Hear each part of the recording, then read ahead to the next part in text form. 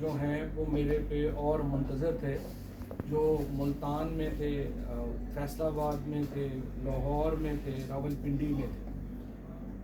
और ना जब मैं जेल में था मुझे किसी ने इन मुकदमों के बारे में कुछ पूछा, ना एफआईआर में इसमें कोई मेरा नाम था, ना ही जो 3 महीने के बाद सेक्शन 161 का बयान होता है तफ्तीशी का, उसमें कहीं पे कोई जो है वो मेरा जिक्र था। लेकिन अचानक ही इन मुकदमों में हमें डाल दिया गया। तो मैंने लाहौर हाई कोर्ट में एक पिटीशन दायर की और मैंने वहाँ पे अर्ज़ किया कि 7 मेंबर बेंच सुप्रीम कोर्ट का सुगरा बीबी केस में ये कह चुका है कि मल्टीपल केसेस नहीं हो सकते एक ही मामले की, क्योंकि ये 35 केसों में मेरी हद तक इल्ज़ाम ये था कि हमने इमरान खान के साथ मिलके साजिश की और हमने जो है वो ये सारा जो हुआ 9 मई को, इसको हमने जो है वो प्लान किया, अबेटमेंट की। अगरचे एफआईआर में किसी सप्लीमेंट्री स्टेटमेंट में कुछ नहीं था।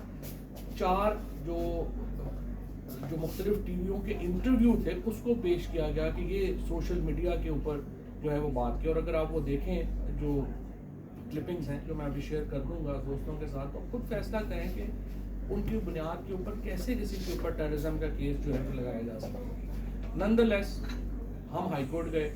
हाई कोर्ट ने जो केस है उसके ऊपर ये ऑब्जेक्शन लगाया कि जी आप ये जो मुकदमा है सिर्फ लाहौर बेंच के केसेस आप फाइल कर सकते हैं, मुल्तान और रावलपिंडी के मुकदमे हम प्रिंसिपल सीट पे नहीं सुनेंगे। उसके ऊपर हम एक सुप्रीम कोर्ट में पिटीशन लेके आ गए। दूसरी तरफ हमने एक और पिटीशन हाई कोर्ट में फाइल की कि जिसमें फैसलाबाद और लाहौर के मुकदमों की हद तक कहा कि जी आप इनको इकट्ठा कर दें। जो पिटीशन हम ऊपर लेके आए सुप्रीम कोर्ट में, उसमें जस्टिस काकड़ साहब ने, इश्तियाक इब्राहिम साहब ने और बाकर नजफी साहब ने हाई कोर्ट का जो ऑब्जेक्शन थे उसको सेटिसाइड कर दिया और वो कहा कि हाई कोर्ट को कहा कि आप इसको दोबारा डिसाइड करें।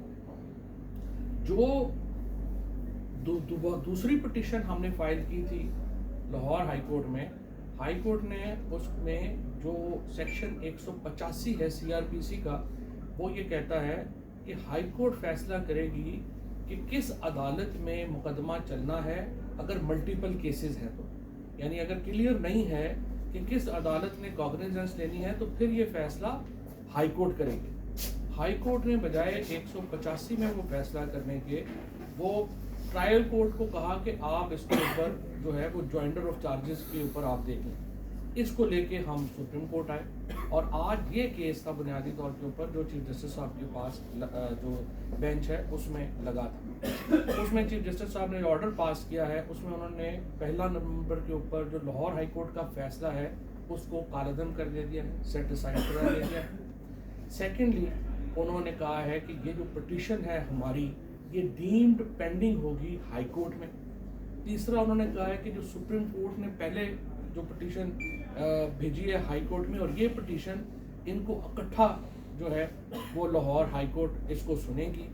और चौथा उन्होंने ये कहा है कि ये वो 185 के तहत फैसला करेंगे कि वो किस तरह से जो है वो किस कोर्ट में या किधर जाना चाहते हैं। तो लिहाजा इस हवाले से जो मल्टीपल केसेस चल रहे हैं मुख्तलिफ जगहों के ऊपर, उनके हवाले से ये आज सुप्रीम कोर्ट में बहुत बड़ा रिलीफ है तमाम दोस्तों के लिए। और हमारे इस केस की वजह से जो तमाम लोग जो मल्टीपल केसेस फेस कर रहे हैं, ख़ुसूसन तहरीक इंसाफ की जो पूरी लीडरशिप जो केसेस फेस कर रही है, उसको यकीनी तौर के ऊपर इस केस का फ़ायदा पहुँचेगा। क्योंकि अब पहले लाहौर हाई कोर्ट इस पिटीशन का फ़ैसला करेगी कि क्या किस अदालत में 185 के तहत जाना है या क्या करना है, और उसके बाद ही जो मामलात हैं वो आगे चलेंगे। तो इस हवाले से आज का जो फ़ैसला है वो एक बड़ी कामयाबी है और अल्हम्दुलिल्लाह सुप्रीम कोर्ट से हमें एक बड़ा रिलीफ है। वहाँ सब एक से ज़्यादा एफआईआर के ऊपर भी फैसला करेगी लाहौर हाई कोर्ट या नहीं, वो मामला नहीं, एक से ज़्यादा एफआईआर ही का मामला है। देखिए मामला ये है, सुगरा बीबी केस हुआ और उस सुगरा बीबी केस में ये तय किया गया कि मल्टीपल एफआईआर नहीं होगी। अच्छा, इसी केस के तनाजुर में फिर मीर शकील रहमान साहब का केस हुआ, फिर शेख रशीद साहब का केस हुआ, फिर सदफ जावेद का केस हुआ, फिर आज़म सवाती साहब का केस हुआ और मल्टीपल केसेस हुए जो आप सब दोस्तों ने रिपोर्ट किए हैं।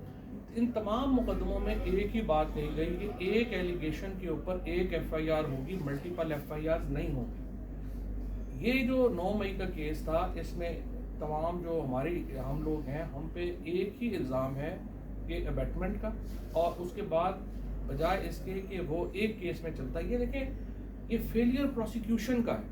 प्रोसिक्यूशन ने ये बताना था, ये तय करना था कि उन्होंने केस कहाँ चलाना है। इसके बजाय उन्होंने तमाम पंजाब में क्या पूरे पाकिस्तान में केसेस जो हैं वो शुरू कर दिए जिनका ना सर था ना पैर था। आप देखिए फॉर एग्जांपल, अगर इसका मतलब इसका नुकसान क्या है, मसलन इस वक्त अगर 35 केस है, मैं अगर 20 केसों में जो है वो बरी हो जाता हूँ और 18 केसों में मैं कॉन्विक्ट हो जाता हूँ, तो सर्टिनिटी किधर जाएगी? फिर मैं मुल्ज़म हूँ या नहीं हूँ? इसलिए ये जो पूरा जुडिशल सिस्टम है, ये इसकी जो बुनियाद है वो सर्टिनिटी के ऊपर है। ये तो पूरा जुडिशल सिस्टम ही कोलैप्स कर देगा ना।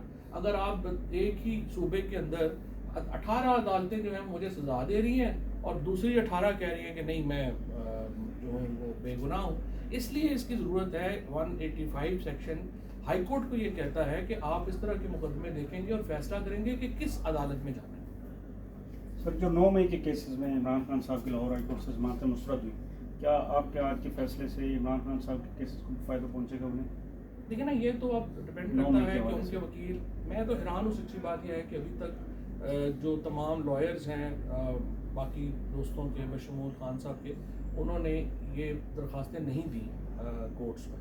हालांकि ये बिल्कुल वाज़ेह प्रिंसिपल है कि एक ही केस चल सकता है। तो फिलहाल तो ज़ाहिर है कि सिवाय मेरे कोई और पिटिशनर है ही नहीं। जब होंगे तो मिलेगा।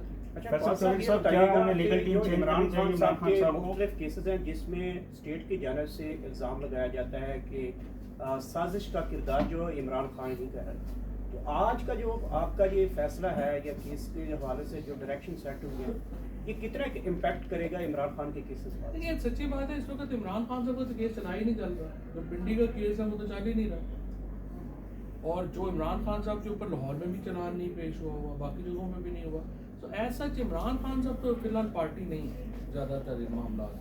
बाकी लीडरशिप पार्टी है, वो यकीनन फ़ायदा जो है वो उनको हो सकता है अगर वो एप्लीकेशन देना चाहे। सर, चौधरी साहब ये बताइएगा कि इमरान खान साहब के 9 मई के केसेस में जो उनकी लीगल टीम है, आप समझते हैं कि अभी तक जिस तरह चौधरी साहब बता रहे हैं कि उन्होंने सुप्रीम कोर्ट को अप्रोच ही नहीं किया, तो क्या उन्हें टीम अपनी चेंज करनी चाहिए लीगल टीम, या ये टीम आप समझते हैं कि अहल है कि वो आगे आके डिफेंड कर सकते हैं? देखिए, ये फैसला तो खान साहब का अपना है। खान साहब को बहुत सारी टीमें चेंज करने की ज़रूरत है। सबसे पहले तो सियासी टीम चेंज करें, और जो लीगल टीम के हेड है उनको कहें कि आप अगर पर्दा से बाहर निकल आए और रोने पीटने के अलावा कोई काम करें। अब देखिए, मैं आपको ये बताऊं कि इमरान खान साहब का ट्वीट आया और उन्होंने कहा कि मुझे 22 घंटे अंदर रखा जा रहा है और कोई जो है वो शो सॉलिड नहीं। पार्टी की लीगल टीम अभी तक हाई कोर्ट में या कहाँ पे पिटीशन दायर लेके क्यों नहीं गई? जो अक्टूबर 2024 में भी खान साहब को 3 हफ्ते के लिए आइसोलेट किया